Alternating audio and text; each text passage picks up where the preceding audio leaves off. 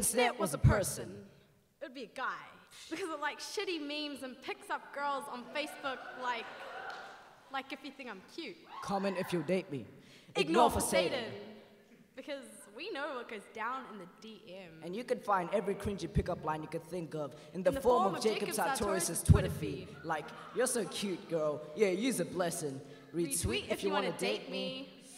Nah, it will be a girl because it always has to be right and it makes a big deal out of nothing.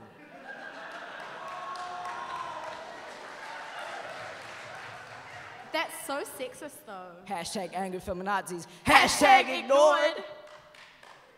If the internet was a person, its heart would be a hashtag, regenerating and replacing itself with each new trend, movement, and disaster, each time siphoning blood, bastardized with the struggles of those affected to keyboard-pledged fingertips. But then again, the internet could be heartless. Its hands always seem to be pressed in prayer.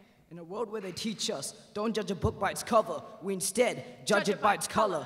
Authorities shoot down black men as effortlessly as twinking out mistakes on paper and pretending they never existed, like autumn leaves falling in masses, but this season never ends. It's always hunting season.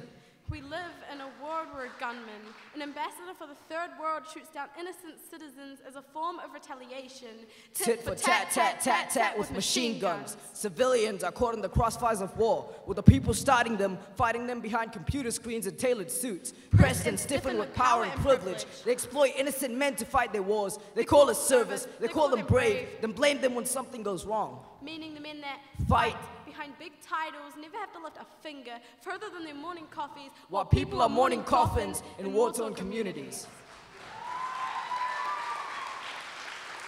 Because when bodies are buried in the ground, their families press demoralized palms together. We, you and me, have our own type of prayer. We pray under hearts, under hashtags for Linda Cafes, for Orlando, for Dallas, for Paris, for Black lives, for unity, but never for Iraq or Afghanistan, because when men fall in places close to us, we have their funerals and bury them in our chests. When men fall in places not as close to us, across oceans that don't quite mix well enough with our tears, we have their funerals and bury them in our hands so we can keep them at an arm's length away from us. Last year, Paris needed prayers, so we changed our profile pictures to divide their grief among us. But then, there was a suicide bombing in Syria, in Belarus, in Yemen, with 43, 137 fatalities. But there was no Facebook option for their flags to fly alongside our profiles. We divide the grief of France, but deny the grief of Syria. Leaving children to sit on the graves of their fathers, they should be sitting on their shoulders, leaving children to look for their mothers between bare feet and unmade beds.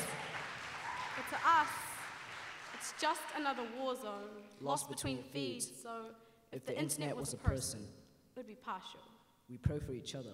But then who will be left to pray for the Syrian child who has lost everything he loves to civil war, who needs it right now more than ever?